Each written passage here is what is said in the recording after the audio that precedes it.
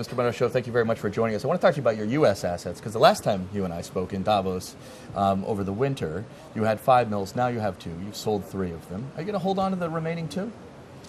We do believe in both very much. We are accomplishing investment program for 1.3 billion in both. We will finish investments in finishing end in North, in Dearborn. And these plants, they focus on the car-making industry, supplying GM, Ford, more attractive to you. Yes, both are aiming high potential U.S. automotive market. Gotcha. And other as well. Gotcha. And you've applied for, back in April, you applied for a $730 million loan from the U.S. government. First, if you get it, you'd be the first non-U.S. government entity to do so. Yes. Are you going to get it? We are going to, yes. To build a new so-called CAL line, a continuous annealing line in Dearborn, next to Detroit, to be able to produce highest quality exposed automotive sheets for a growing demand of U.S. automotive industry. So the U.S. government has approved that loan. And when are you going to actually get the money?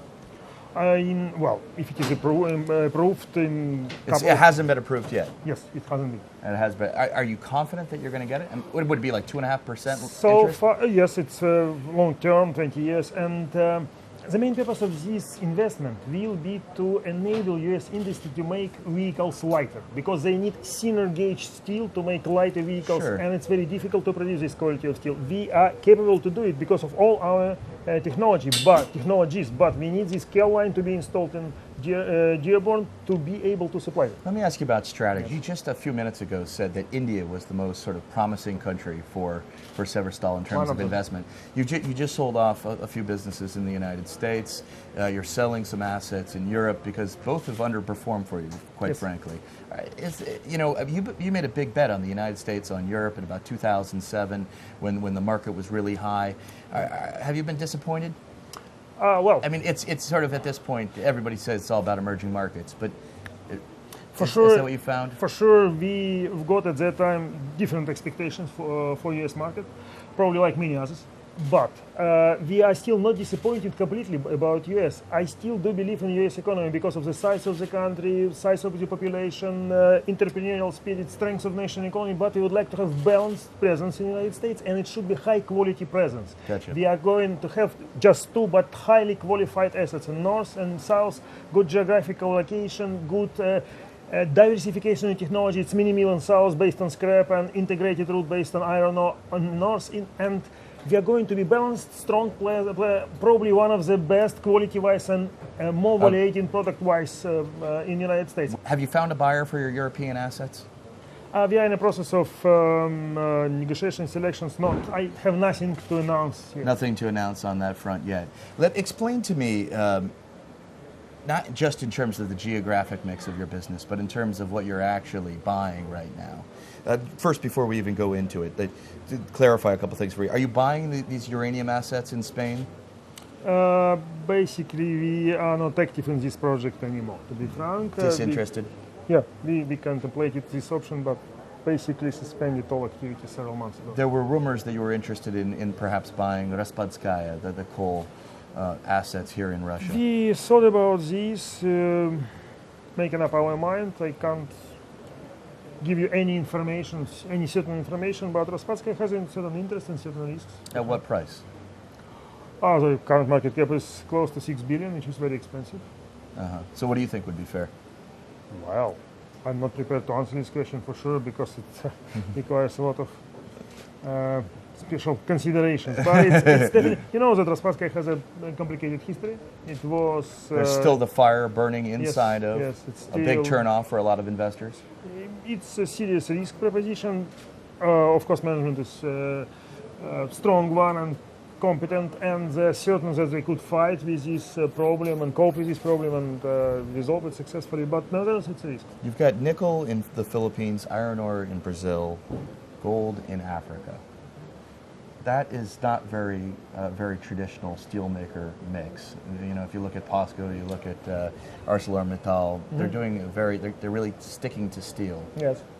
Explain that strategy to me. The strategy was very simple. Value creation. We created huge value, for example, in gold. just a few people understood us at that time when we started to build our gold portfolio. But now everybody is clear that we created huge value in these gold assets. And yes, it was diversification beyond the traditional scope for steelmakers, but we were driven by value creation wheel for our shareholders. Diversification. Big question, if I may. Big question is whether shareholders appreciate it.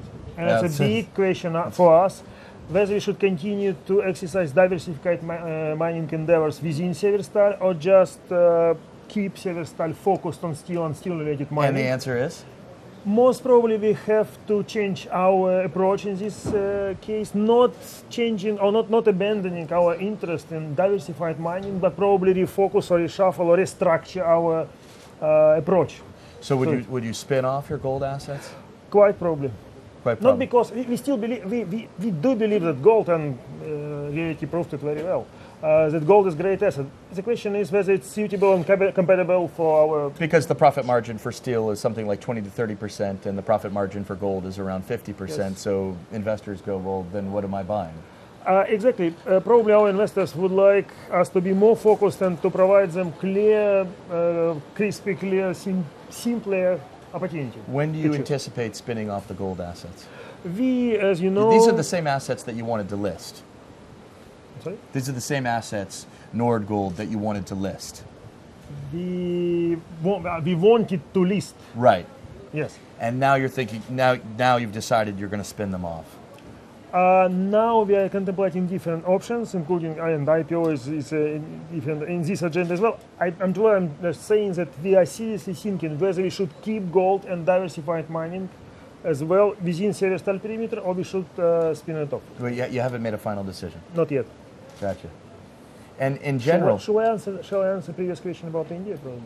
Yeah, but please, let me ask you this whole idea about diversification before we go to India, you mentioned, yeah?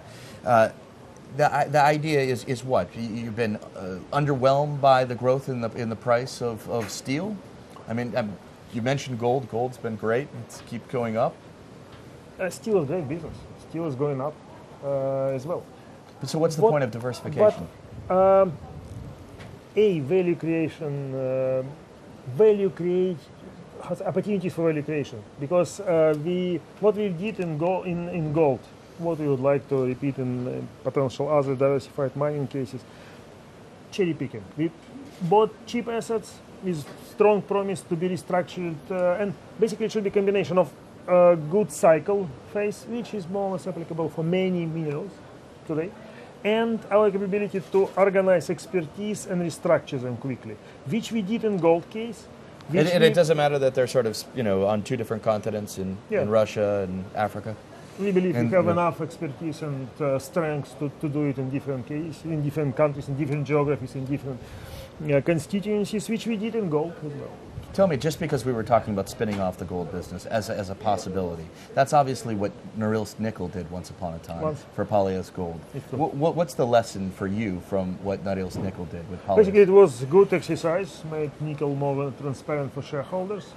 In both cases, in gold and in nickel. So, how would the reaction of shareholders was very positive. If you do spin off, you're telling me you haven't made a final decision. You said you would almost. What was the words used? I believe you said. Almost certainly, or we definitely contemplate this option, and we see the strategic value behind this. And how exactly would you do that? How exactly would you spin it? It's not decided. Gotcha. Not decided. You wanted to talk about India.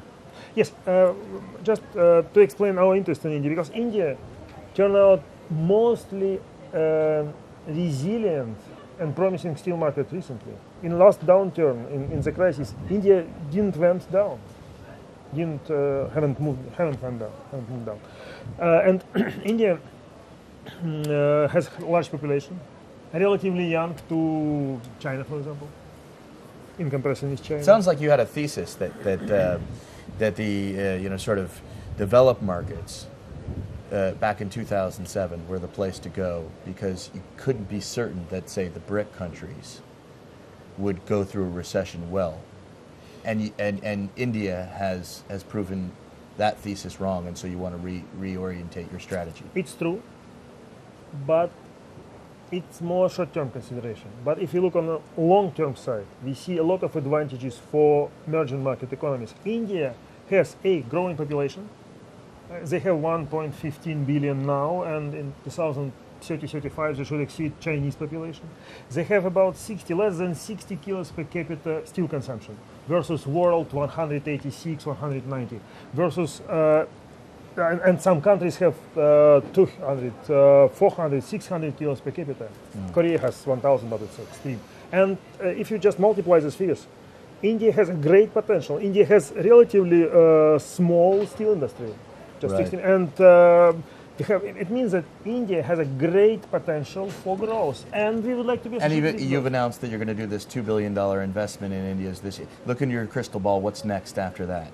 In India. In India. Expansion of this one, we already plan and we are envisaging potential expansion for second phase, which will enlarge this mill up to the 5 million tons production. Is India sort of the preferred brick country for you? In line with Russia, yes. Of course, Russia is our home market, and Russia we have great. But you have a competitive advantage in Russia. Yes, we have competitive advantage. If there wasn't a competitive advantage in Russia, it sounds like you'd favor India. Next priority for us is probably India at the moment. Yeah, not only India.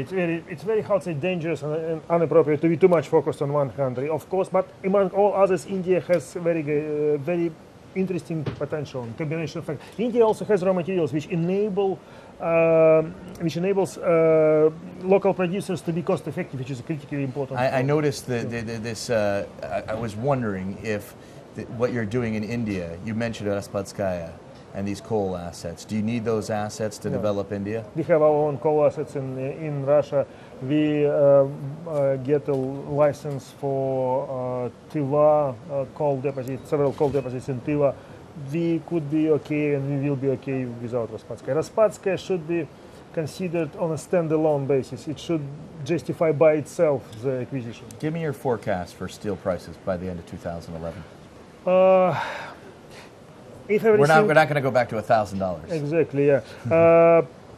So far we are on upturn trend. We see seasonal potential for seasonal softening. If everything goes like today, probably prices will fluctuate around current level, maybe with some growth, but it's very much dependent upon the world situation in the world economy and growth of world economy. If growth will remain like today, we should expect strong robust steel market. If not, it could be some softening. Pretty dramatic events in Greece today. Does that matter to the steel market? Well, I don't know. If it's an indication of non-smooth, dramatic resolution of Greek debt issue, which is not isolated clear. case. Of course, it could put significant impediments for growth in Europe. Subsequently, probably in some other countries as well. It could affect steel, might have serious implications. If it's just singles isolated event, I hope not much. Thank you. Thank you very much. Thank you. Much appreciated. Thank you.